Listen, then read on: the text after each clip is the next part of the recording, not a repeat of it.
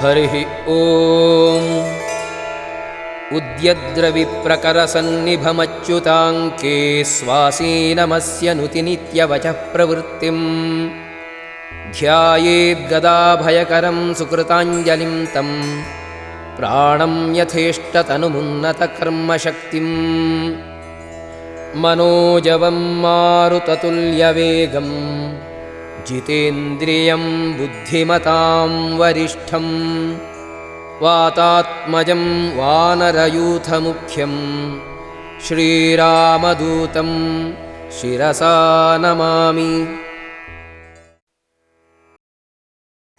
ॐ हनुमते नमः। ॐ श्रीप्रदाय नमः। ॐ वायुपुत्राय नमः। ॐ रुद्राय नमः। ॐ अनघाय नमः। ॐ अजराय नमः। ॐ अमृत्यवे नमः।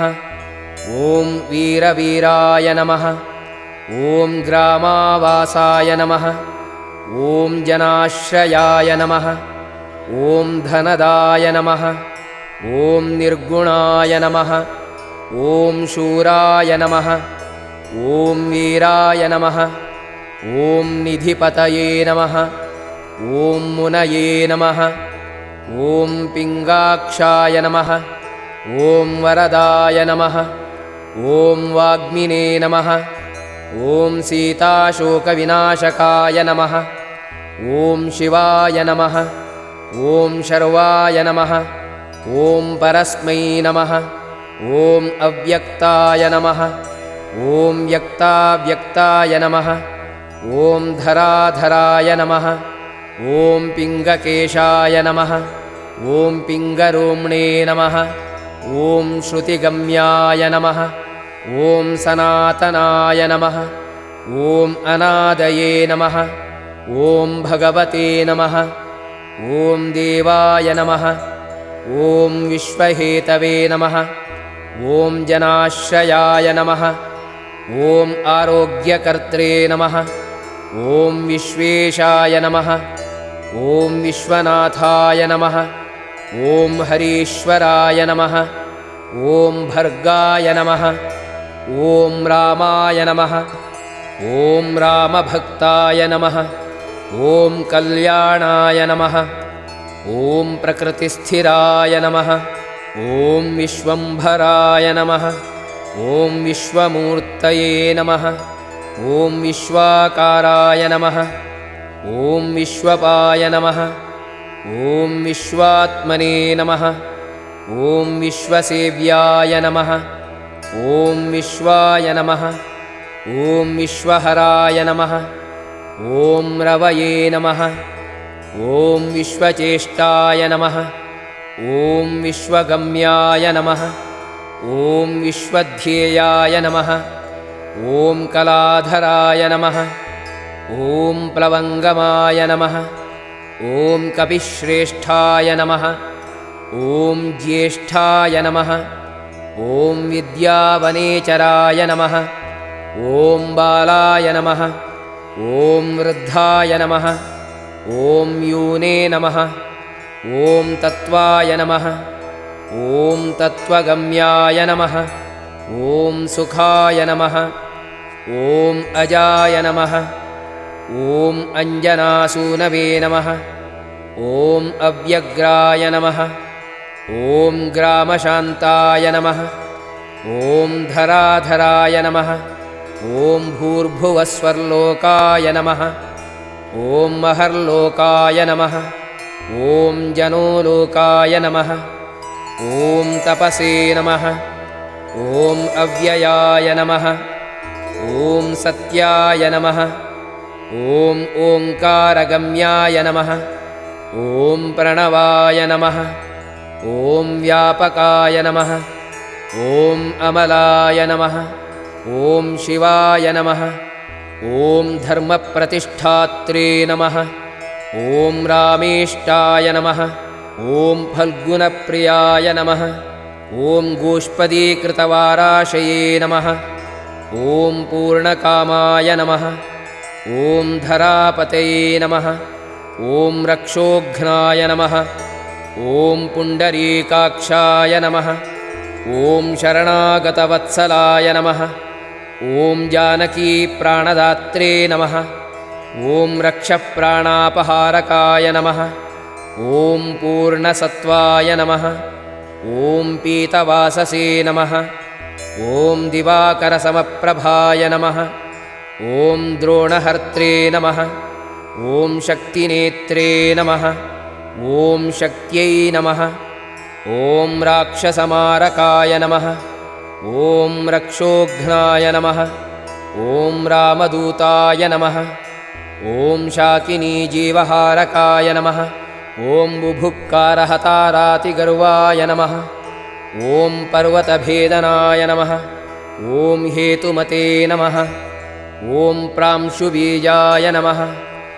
ॐ विश्वभर्त्रे नमः। ॐ जगद्गुरवे नमः। ॐ जगत्त्रात्रे नमः। ॐ जगन्नाथाय नमः। ॐ जगदीशाय नमः। ॐ जनेश्वराय नमः। ॐ जगत्पित्रे नमः। ॐ हरये नमः। ॐ श्रीशाय नमः। ॐ गरुडस्मयभञ्जनाय नमः। ॐ पार्थध्वजाय नमः। ॐ वायुपुत्राय नमः। ॐ अमितपुच्छाय नमः। ॐ अमितप्रभाय नमः। ॐ ब्रह्मपुच्छाय नमः। ॐ परब्रह्मणे नमः। ॐ पुच्छाय नमः। ॐ रामेष्टाय नमः। ॐ सुग्रीवादियुताय नमः। ॐ ज्ञानिने नमः। ॐ वानराय नमः। ॐ वानरेश्वराय नमः। ॐ कल्पस्थायिने नमः। ॐ चिरञ्जीविने नमः। ॐ प्रसन्नाय नमः। ॐ सदाशिवाय नमः। ॐ सन्नतये नमः। ॐ सद्गतये नमः। ॐ भुक्तिमुक्तिदाय नमः। ॐ कीर्तिदायकाय नमः। ॐ कीर्त्यै नमः। ॐ कीर्तिप्रदाय नमः। ॐ समुद्राय नमः। ॐ श्रीप्रदाय नमः। ॐ शिवाय नमः। ॐ उदधिक्रमणाय नमः। ॐ देवाय नमः। ॐ संसारभयनाशनाय नमः। ॐ वार्धिबन्धनकृते नमः। ॐ विश्वजेत्रे नमः। ॐ विश्वप्रतिष्ठिताय नमः। ॐ लङ्कारये नमः। ॐ कालपुरुषाय नमः। ॐ लङ्केशग्रहभञ्जनाय नमः। ॐ भूतावासाय नमः। ॐ वासुदेवाय नमः। ॐ वसवे नमः। ॐ त्रिभुवनेश्वराय नमः। ॐ श्रीरामदूताय नमः। ॐ श्रीकृष्णाय नमः। ॐ लङ्काप्रासादभञ्जकाय नमः। ॐ श्रीकृष्णाय नमः। ॐ कृष्णस्तुताय नमः। ॐ शान्ताय नमः। ॐ शान्तिदाय नमः। ॐ विश्वपावनाय नमः। ॐ विश्वभोक्त्रे नमः। ॐ मारिघ्नाय नमः। ॐ ब्रह्मचारिणे नमः। ॐ जितेन्द्रियाय नमः। ॐ ऊर्ध्वगाय नमः। ॐ लाङ्गुलिने नमः। ॐ मालिने नमः। ॐ लाङ्गूलहतराक्षसाय नमः। ॐ समीरतनुजाय नमः। ॐ वीराय नमः। ॐ वीरमाराय नमः। ॐ जयप्रदाय नमः। ॐ जगन्मङ्गलदाय नमः। ॐ पुण्याय नमः। ॐ पुण्यश्रवणकीर्तनाय नमः। ॐ पुण्यकीर्तये नमः। ॐ पुण्यगतये नमः। ॐ जगत्पावनपावनाय नमः। ॐ देवेशाय नमः। ॐ जितरोधाय नमः। ॐ रामभक्तिविधायकाय नमः। ॐ ध्यात्रे नमः। ॐ ध्येयाय नमः। ॐ नभसे नमः। ॐ साक्षिणे नमः। ॐ चेतसे नमः। ॐ चैतन्यविग्रहाय नमः। ॐ ज्ञानदाय नमः। ॐ प्राणदाय नमः। ॐ प्राणाय नमः। ॐ जगत्प्राणाय नमः। ॐ समीरणाय नमः। ॐ विभीषणप्रियाय नमः। ॐ शूराय नमः। ॐ पिप्पलाश्रयसिद्धिदाय नमः। ॐ सुहृदे नमः। ॐ सिद्धाश्रयाय नमः। ॐ कालाय नमः। ॐ कालभक्षकभर्जिताय नमः। ॐ लङ्केशनिधनाय नमः। ॐ स्थायिने नमः। ॐ लङ्कादाहकाय नमः। ॐ ईश्वराय नमः। ॐ चन्द्रसूर्याग्निनेत्राय नमः। ॐ कालाग्नये नमः। ॐ प्रलयान्तकाय नमः। ॐ कपिलाय नमः। ॐ कपीशाय नमः। ॐ पुण्यराशये नमः। ॐ द्वादशराशिकाय नमः। ॐ सर्वाश्रयाय नमः। ॐ अप्रमेयात्मने नमः। ॐ रेवत्यादिनिवारकाय नमः। ॐ लक्ष्मणप्राणदात्रे नमः। ॐ सीताजीवनहेतुकाय नमः। ॐ रामध्येयाय नमः। ॐ हृषीकेशाय नमः।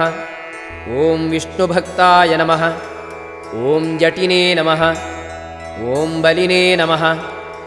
ॐ देवारिदर्पघ्ने नमः। ॐ होत्रे नमः। ॐ कर्त्रे नमः। ॐ हर्त्रे नमः। ॐ जगत्प्रभवे नमः। ॐ नगरग्रामपालाय नमः। ॐ शुद्धाय नमः। ॐ बुद्धाय नमः। ॐ निरन्तराय नमः। ॐ निरञ्जनाय नमः।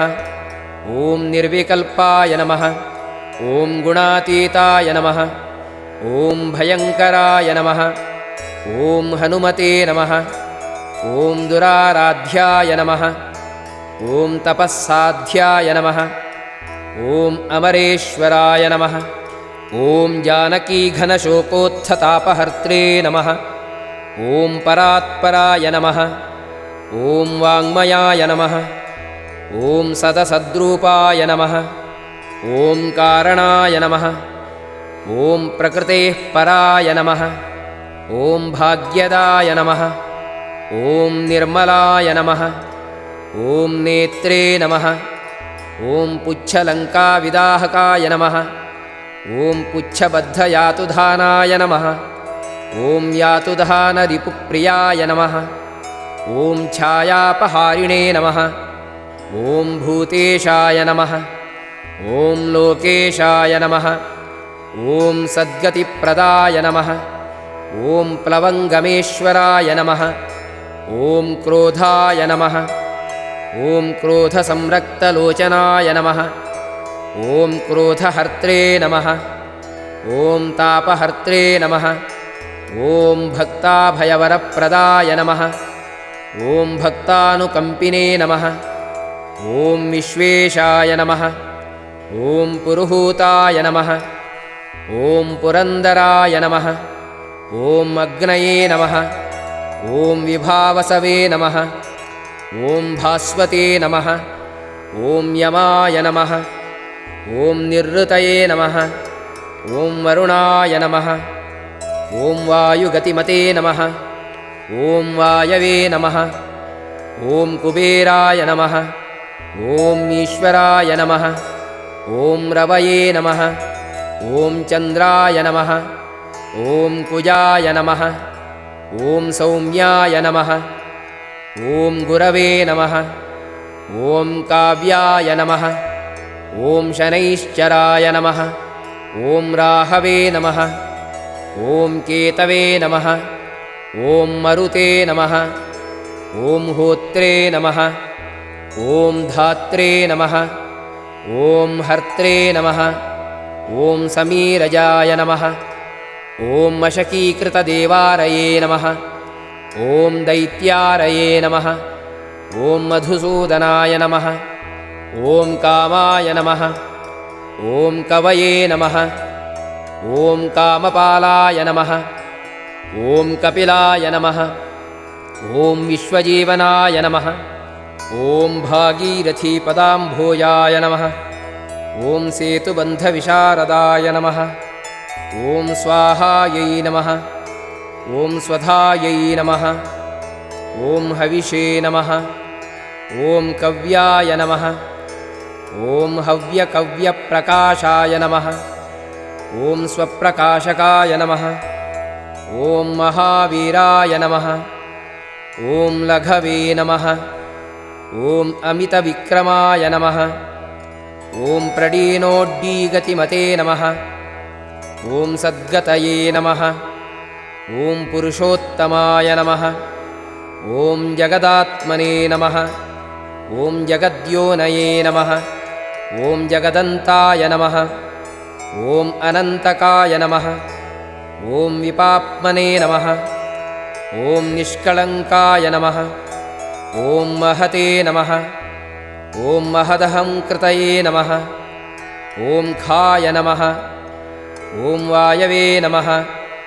ॐ पृथिव्यै नमः ॐ अद्भ्यो नमः ॐ वह्नये नमः ॐ दिक्पालाय नमः ॐ क्षेत्रज्ञाय नमः ॐ क्षेत्रपालाय नमः ॐ पल्वलीकृतसागराय नमः ॐ हिरण्मयाय नमः ॐ पुराणाय नमः ॐ खेचराय नमः ॐ भूचराय नमः ॐ मनवे नमः ॐ हिरण्यगर्भाय नमः ॐ सूत्रात्मने नमः ॐ राजराजाय नमः ॐ विशाम्पतये नमः ॐ वेदान्तवेद्याय नमः ॐ उद्गीताय नमः ॐ वेदवेदाङ्गपारगाय नमः ॐ प्रतिग्रामस्थिताय नमः ॐ साध्याय नमः ॐ स्फूर्तिदात्रे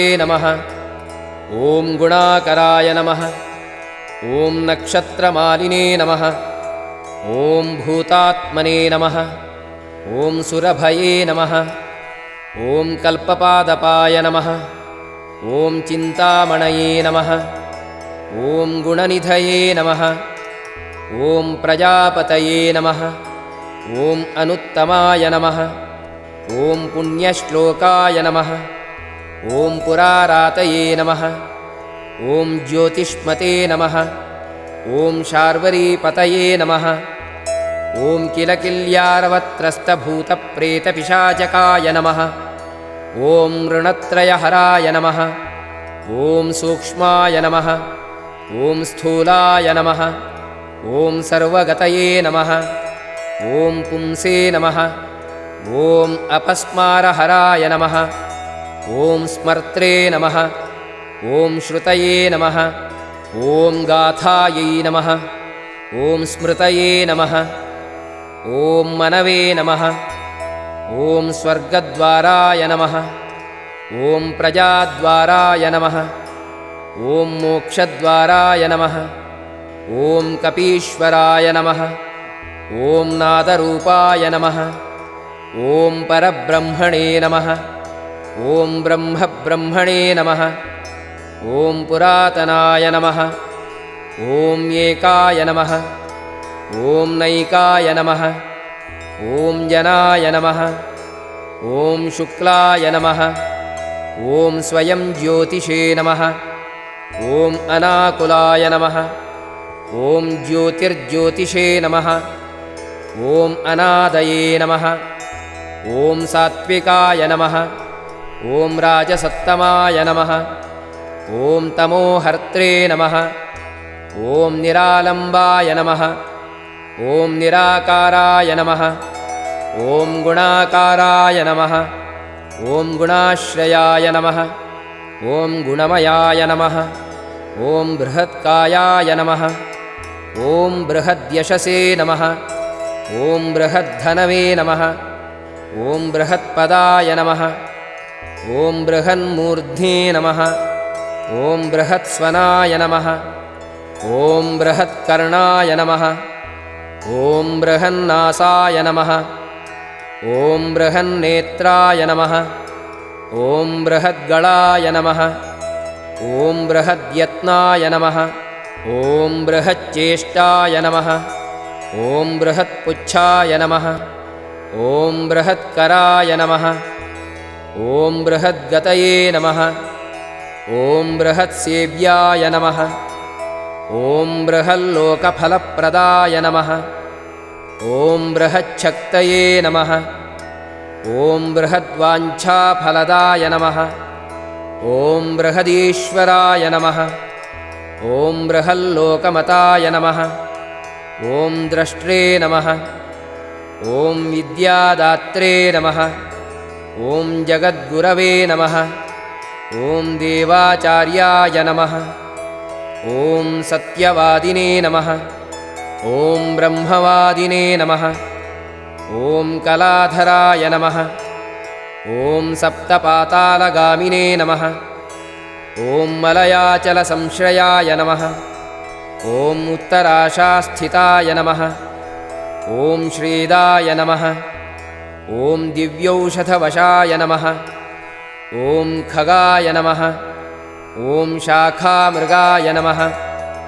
ॐ कपीन्द्राय नमः ॐ पुराणाय नमः ॐ श्रुतिसञ्चाराय नमः ॐ चतुराय नमः ॐ ब्राह्मणाय नमः ॐ योगिने नमः ॐ योगगम्याय नमः ॐ परात्पराय नमः ॐ अनादिनिधनाय नमः ॐ व्यासाय नमः ॐ वैकुण्ठाय नमः ॐ पृथिवीपतये नमः ॐ पराजिताय नमः ॐ जितारातये नमः ॐ सदानन्दाय नमः ॐ ईशित्रे नमः ॐ गोपालाय नमः ॐ गोपतये नमः ॐ गोप्त्रे नमः ॐ कलये नमः ॐ कालाय नमः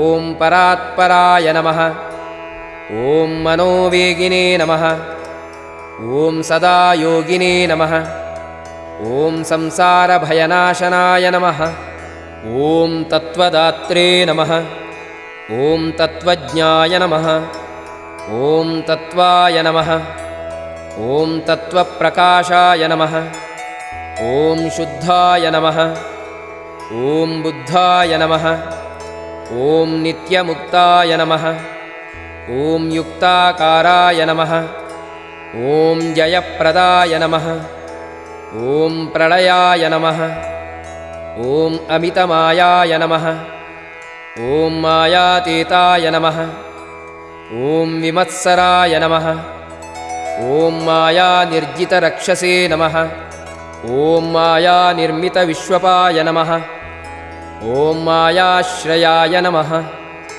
ॐ निर्लेपाय नमः ॐ मायानिर्वञ्चकाय नमः ॐ सुखाय नमः ॐ सुखिने नमः ॐ सुखप्रदाय नमः ॐ नागाय नमः ॐ महेशकृतसंस्तवाय नमः ॐ महेश्वराय नमः ॐ सत्यसन्धाय नमः ॐ शरभाय नमः ॐ कलिपावनाय नमः ॐ रसाय नमः ॐ रसज्ञाय नमः ॐ सम्मानाय नमः ॐ तपश्चक्षुषे नमः ॐ भैरवाय नमः ॐ घ्राणाय नमः ॐ गन्धाय नमः ॐ स्पर्शनाय नमः ॐ स्पर्शाय नमः ॐ अहङ्काराय नमः ॐ मानदाय नमः ॐ नेतिनेतीति गम्याय नमः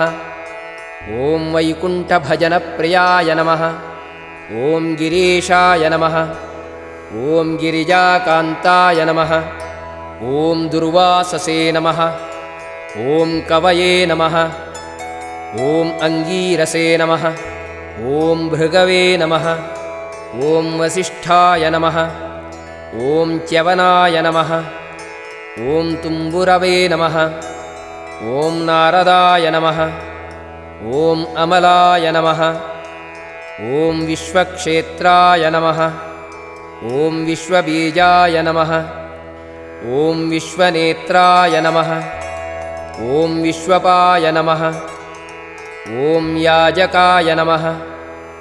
ॐ यजमानाय नमः। ॐ पावकाय नमः। ॐ पितृभ्यो नमः। ॐ श्रद्धायै नमः। ॐ बुद्धये नमः। ॐ क्षमायै नमः। ॐ तन्त्रायै नमः। ॐ मन्त्राय नमः। ॐ मन्त्रयुताय नमः। ॐ स्वराय नमः। ॐ राजेन्द्राय नमः। ॐ भूपतये नमः। ॐ कण्ठमालिने नमः। ॐ संसारसारथये नमः। ॐ नित्याय नमः। ॐ सम्पूर्णकामाय नमः। ॐ भक्तकामदुहे नमः। ॐ उत्तमाय नमः। ॐ गणपाय नमः। ॐ कीशपाय नमः। ॐ भ्रात्रे नमः। ॐ पित्रे नमः। ॐ मात्रे नमः। ॐ मारुतये नमः। ॐ सहस्रशीर्ष्णे नमः। ॐ पुरुषाय नमः।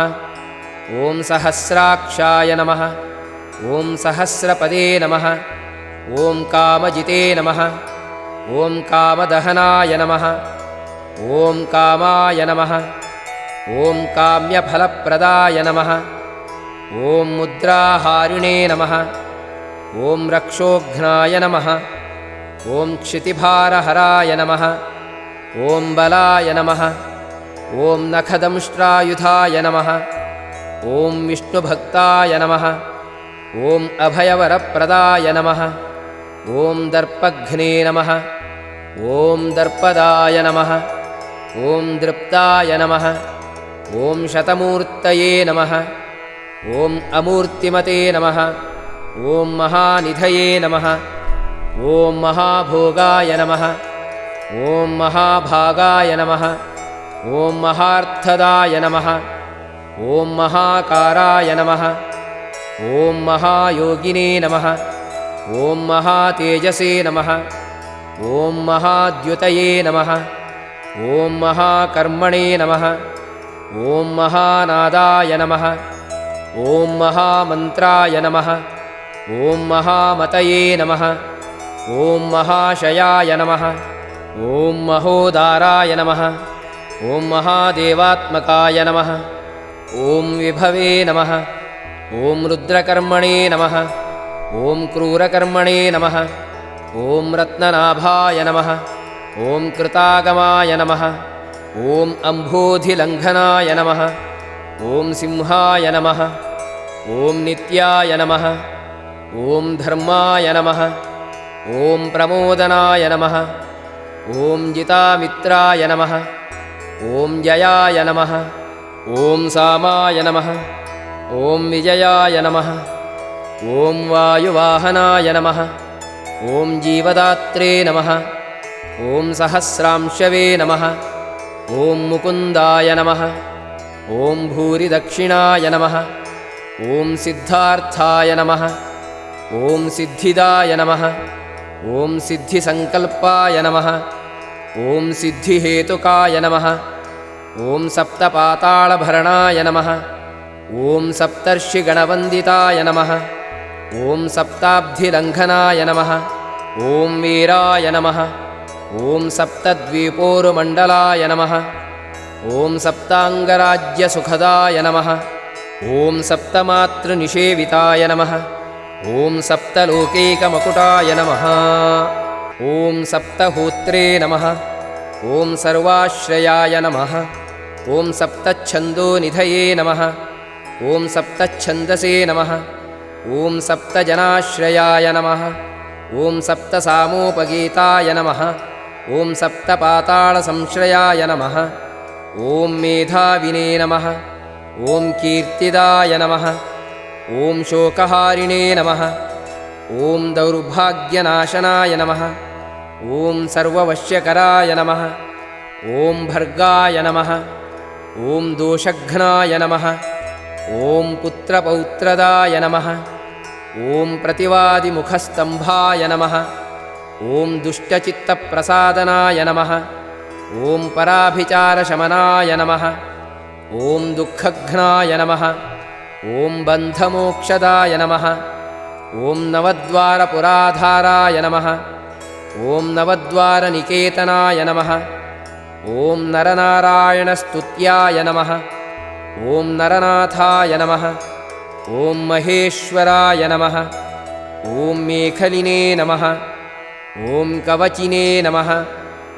ॐ खड्गिने नमः। ॐ भ्राजिष्णवे नमः। ॐ विष्णुसारथये नमः। ॐ बहुयोजनविस्तीर्णपुच्छाय नमः। ॐ पुच्छहतासुराय नमः। ॐ दुष्टग्रहनिहन्त्रे नमः। ॐ पिशाचग्रहघातुकाय नमः। ॐ बालग्रहविनाशिने नमः। ॐ धर्माय नमः। ॐ नेत्रे नमः। ॐ कृपाकराय नमः। ॐ उग्रकृत्याय नमः। ॐ उग्रवेगाय नमः। ॐ उग्रनेत्राय नमः। ॐ शतक्रतवे नमः। ॐ शतमन्यवे नमः। ॐ स्तुताय नमः। ॐ स्तुत्याय नमः। ॐ स्तुतये नमः। ॐ स्तोत्रे नमः। ॐ महाबलाय नमः। ॐ समग्रगुणशालिने नमः। ॐ व्यग्राय नमः। ॐ रक्षोविनाशकाय नमः। ॐ रक्षोघ्नहस्ताय नमः। ॐ ब्रह्मेशाय नमः। ॐ श्रीधराय नमः। ॐ भक्तवत्सलाय नमः। ॐ मेघनादाय नमः। ॐ मेघरूपाय नमः। ॐ मेघवृष्टिनिवारकाय नमः। ॐ मेघजीवनहेतवे नमः। ॐ मेघश्यामाय नमः। ॐ परात्मकाय नमः। ॐ समीरतनयाय नमः। ॐ बोध्ये नमः। ॐ तत्त्वविद्याविशारदाय नमः। ॐ अमोघाय नमः। ॐ अमोघवृद्धये नमः। ॐ इष्टदाय नमः। ॐ अनिष्टनाशकाय नमः। ॐ अर्थाय नमः। ॐ अनर्थापहारिणे नमः। ॐ समर्थाय नमः। ॐ रामसेवकाय नमः। ॐ अर्थिने नमः। ॐ धन्याय नमः। ॐ असुरारातये नमः। ॐ पुण्डरीकाक्षाय नमः। ॐ आत्मभुवे नमः। ॐ सङ्कर्षणाय नमः। ॐ विशुद्धात्मने नमः। ॐ विद्याराशये नमः। ॐ सुरेश्वराय नमः। ॐ अचलोद्धारकाय नमः। ॐ नित्याय नमः। ॐ सेतुकृते नमः। ॐ रामसारथये नमः। ॐ आनन्दाय नमः। ॐ परमानन्दाय नमः। ॐ मत्स्याय नमः। ॐ कूर्माय नमः। ॐ निधये नमः। ॐ शमाय नमः। ॐ वराहाय नमः। ॐ नारसिंहाय नमः। ॐ वामनाय नमः। ॐ जमदग्निजाय नमः। ॐ रामाय नमः। ॐ कृष्णाय नमः। ॐ शिवाय नमः। ॐ बुद्धाय नमः। ॐ कल्किने नमः। ॐ रामाश्रयाय नमः। ॐ हराय नमः। ॐ नन्दिने नमः। ॐ भृङ्गिने नमः। ॐ चण्डिने नमः। ॐ गणेशाय नमः। ॐ गणसेविताय नमः। ॐ कर्माध्यक्षाय नमः। ॐ सुराध्यक्षाय नमः। ॐ विश्रमाय नमः। ॐ जगतां पतये नमः। ॐ जगन्नाथाय नमः। ॐ कपिश्रेष्ठाय नमः। ॐ सर्वावासाय नमः। ॐ सदाश्रयाय नमः। ॐ सुग्रीवादिस्तुताय नमः। ॐ शान्ताय नमः। ॐ सर्वकर्मणे नमः। ॐ प्लवङ्गमाय नमः। ॐ नखदारितरक्षसे नमः। ॐ नखायुधविशारदाय नमः। ॐ कुशलाय नमः। ॐ सुधनाय नमः। ॐ शेषाय नमः। ॐ वासुकिने नमः।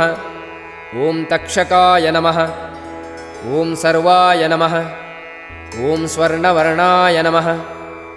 ॐ बलाढ्याय नमः। ॐ रामपूज्याय नमः। ॐ अघनाशनाय नमः। ॐ कैवल्यदीपाय नमः। ॐ कैवल्याय नमः। ॐ गरुडाय नमः। ॐ पन्नगाय नमः। ॐ गुरवे नमः। ॐ कील्यारावहतारातिगर्वाय नमः। ॐ पर्वतभेदनाय नमः। ॐ वज्राङ्गाय नमः। ॐ वज्रवेगाय नमः। ॐ भक्ताय नमः। ॐ वज्रनिवारकाय नमः। ॐ नखायुधाय नमः। ॐ मणिग्रीवाय नमः। ॐ ज्वालामालिने नमः। ॐ भास्कराय नमः। ॐ प्रौढप्रतापाय नमः। ॐ तपनाय नमः। ॐ भक्ततापनिवारकाय नमः। ॐ शरणाय नमः। ॐ जीवनाय नमः। ॐ भोक्त्रे नमः। ॐ नानाचेष्टाय नमः। ॐ अचञ्चलाय नमः। ॐ सुस्वस्थाय नमः। ॐ अष्टास्यघ्ने नमः। ॐ दुःखशमनाय नमः। ॐ पवनात्मजाय नमः। ॐ पावनाय नमः। ॐ पवनाय नमः। ॐ कान्ताय नमः। ॐ भक्तगाय नमः। ॐ सहनाय नमः। ॐ बलाय नमः। ॐ मेघनादरिपवे नमः। ॐ मेघनादसंहृतराक्षसाय नमः। ॐ क्षराय नमः। ॐ अक्षराय नमः।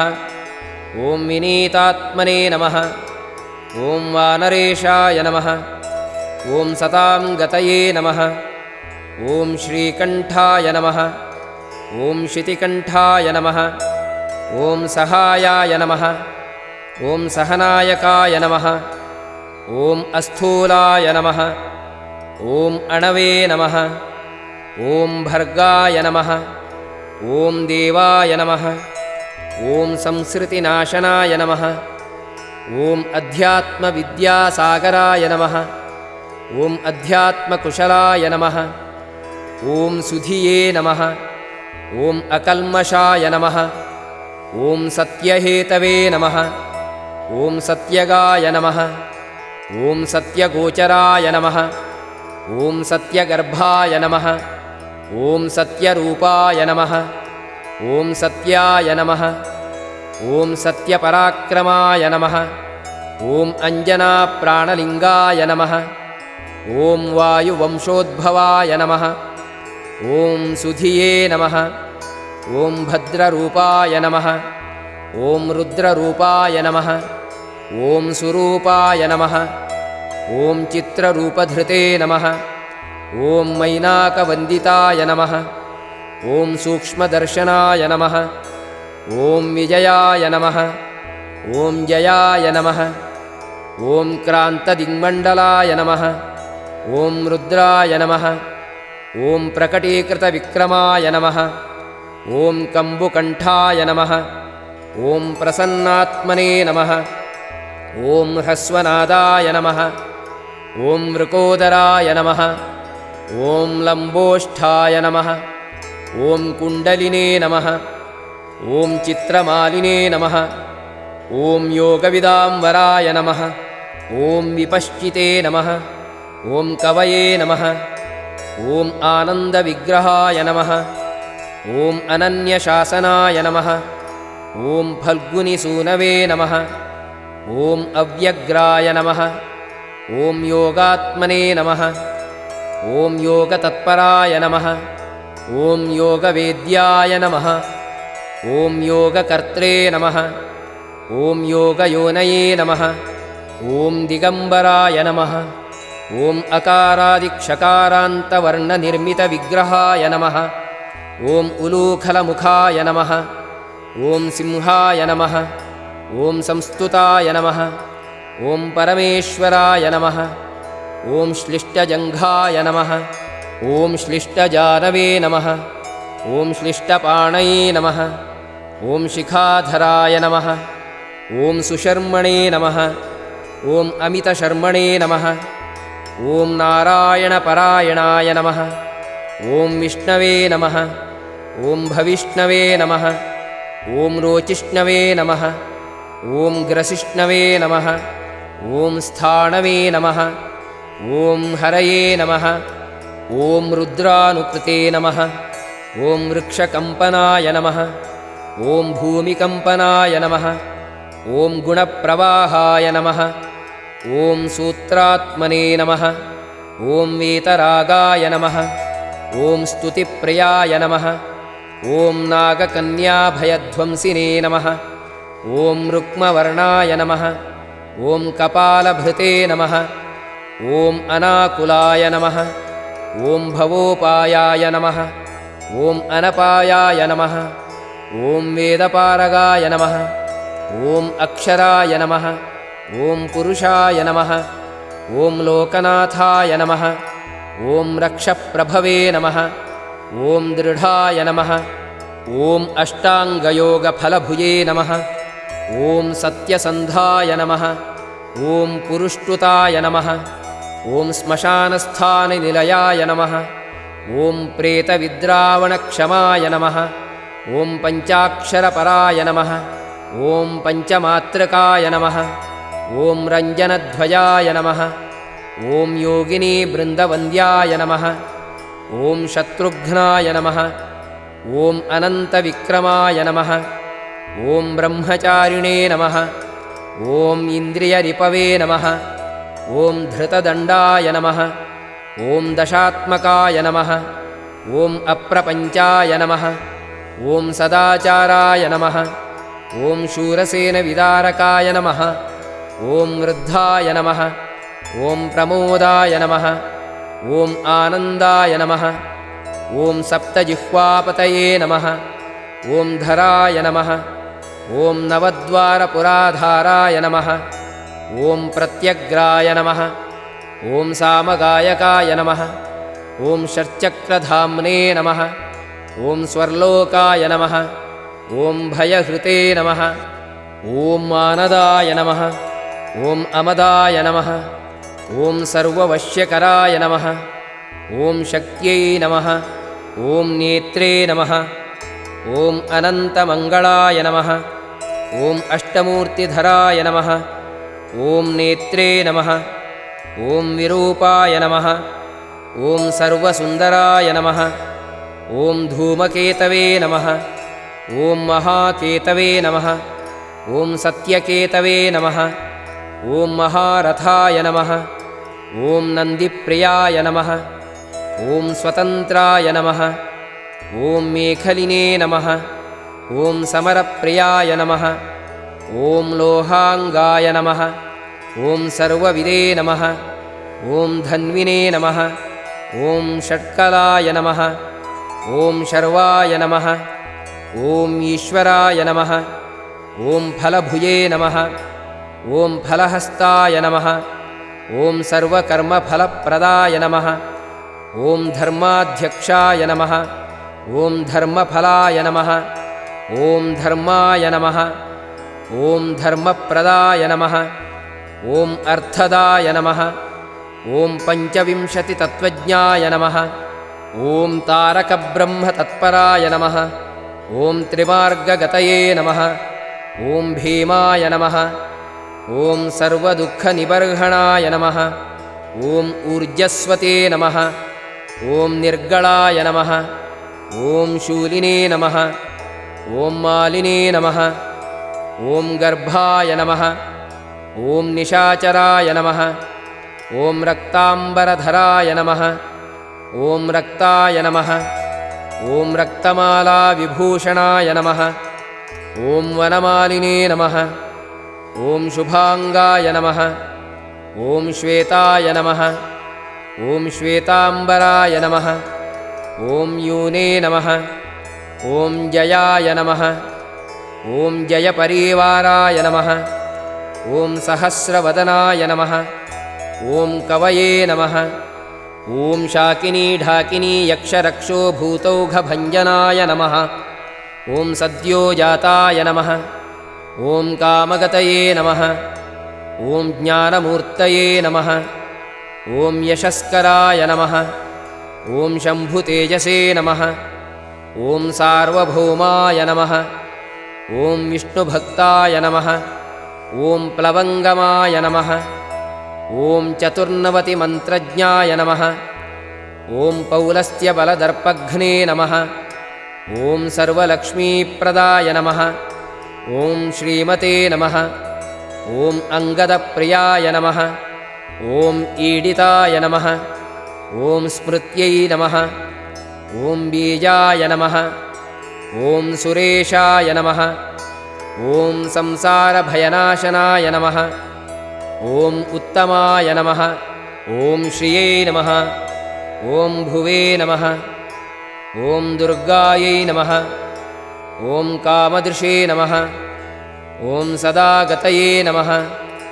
ॐ मातरिश्वने नमः। ॐ रामपादाब्जषट्पदाय नमः। ॐ नीलप्रियाय नमः। ॐ नीलवर्णाय नमः। ॐ नीलवर्णप्रियाय नमः। ॐ सुहृदे नमः।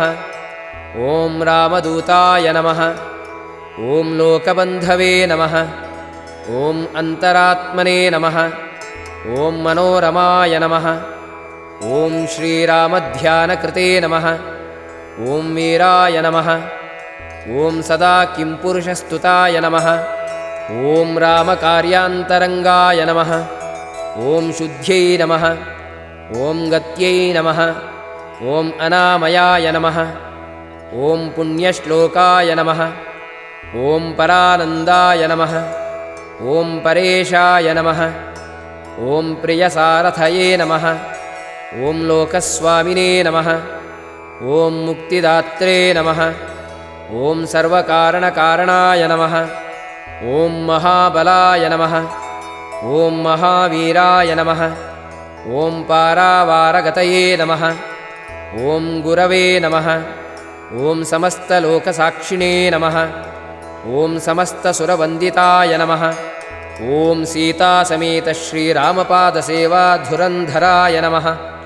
ॐ श्रीमते हनुमते नमः। इति श्री आञ्जनेयसहस्रनामस्तोत्रं सम्पूर्णम्।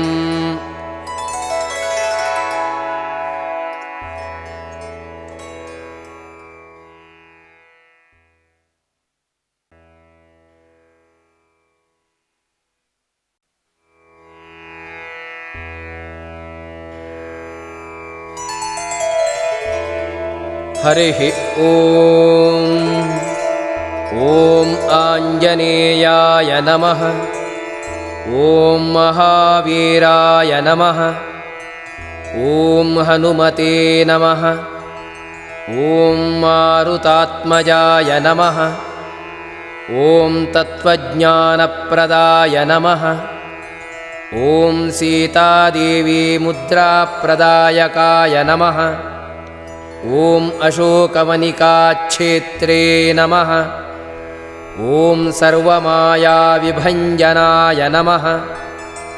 ॐ सर्वबन्धविमोक्त्रे नमः। ॐ रक्षोविध्वंसकारकाय नमः। ॐ परविद्यापरिहाराय नमः। ॐ परशौर्यविनाशनाय नमः। ॐ परमन्त्रनिराकर्त्रे नमः। ॐ परयन्त्रप्रभेदकाय नमः। ॐ सर्वग्रहविनाशिने नमः। ॐ भीमसेनसहायकृते नमः।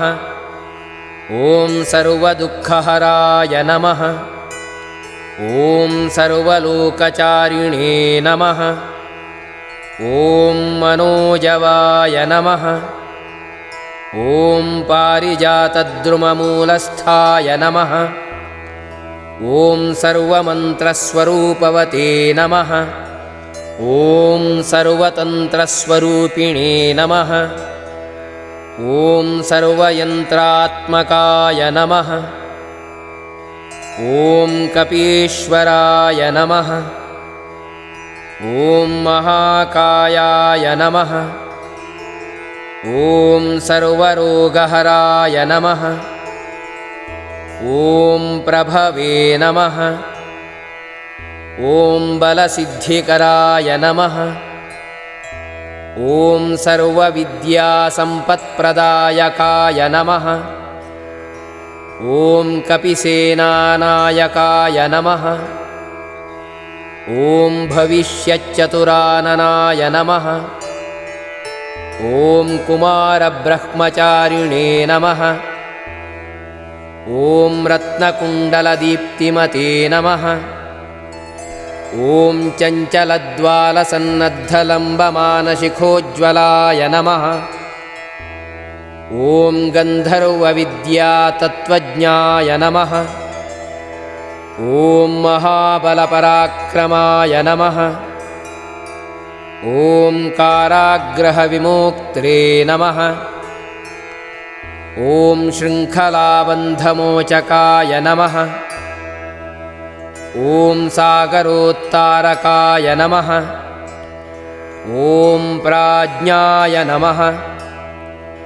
ॐ रामदूताय नमः। ॐ प्रतापवते नमः। ॐ वानराय नमः। ॐ केसरीपुत्राय नमः। ॐ सीताशोकनिवारणाय नमः। ॐ अञ्जनागर्भसम्भूताय नमः। ॐ बालार्कसदृशाननाय नमः। ॐ विभीषणप्रियकराय नमः। ॐ दशग्रीवकुलान्तकाय नमः। ॐ लक्ष्मणप्राणदात्रे नमः। ॐ वज्रकायाय नमः। ॐ महाद्युतये नमः। ॐ चिरञ्जीविने नमः। ॐ रामभक्ताय नमः। ॐ दैत्यकार्यविघातकाय नमः। ॐ अक्षहन्त्रे नमः। ॐ काञ्चनाभाय नमः। ॐ पञ्चवक्त्राय नमः। ॐ महातपसे नमः। ॐ लङ्किणीभञ्जनाय नमः। ॐ श्रीमते नमः। ॐ सिंहिकाप्राणभञ्जकाय नमः। ॐ गन्धमादनशैलस्थाय नमः। ॐ लङ्कापुरविदाहकाय नमः। ॐ सुग्रीवसचिवाय नमः। ॐ धीराय नमः। ॐ शूराय नमः। ॐ दैत्यकुलान्तकाय नमः। ॐ सुरार्चिताय नमः। ॐ महातेजसे नमः। ॐ रामचूडामणिप्रदाय नमः। ॐ कामरूपिणे नमः। ॐ पिङ्गाक्षाय नमः। ॐ वार्धिमैनाकपूजिताय नमः। ॐ कबलीकृतमार्ताण्डमण्डलाय नमः। ॐ विजितेन्द्रियाय नमः। ॐ रामसुग्रीवसन्धात्रे नमः। ॐ महिरावणमर्दनाय नमः। ॐ स्फटिकाभाय नमः। ॐ वागधीशाय नमः। ॐ नवव्याकृतिपण्डिताय नमः। ॐ चतुर्बाहवे नमः। ॐ दीनबन्धवे नमः। ॐ महात्मने नमः। ॐ भक्तवत्सलाय नमः। ॐ सञ्जीवननगाहर्त्रे नमः। ॐ शुचये नमः। ॐ वाग्मिने नमः। ॐ दृढव्रताय नमः। ॐ कालनेमिप्रमथनाय नमः। ॐ हरिमर्कटमर्कटाय नमः। ॐ दान्ताय नमः। ॐ शान्ताय नमः। ॐ प्रसन्नात्मने नमः। ॐ शतकण्ठमुदापहृते नमः। ॐ योगिने नमः। ॐ रामकथालोलाय नमः। ॐ सीतान्वेषणपण्डिताय नमः। ॐ वज्रदंष्ट्राय नमः। ॐ वज्रनखाय नमः। ॐ रुद्रवीर्यसमुद्भवाय नमः। ॐ इन्द्रजित्प्रहितामोघब्रह्मास्त्रनिवारकाय नमः। ॐ पार्थध्वजाग्रसंवासिने नमः। ॐ शरपञ्जरभेदकाय नमः। ॐ दशबाहवे नमः। ॐ लोकपूज्याय नमः। ॐ जाम्बवत्प्रीतिवर्धनाय नमः। ॐ सीतासमेतश्रीरामपादसेवाधुरन्धराय नमः। श्री आञ्जनेयाष्टोत्तरशतनामस्तोत्रम् सम्पूर्णम्। हरिः ॐ।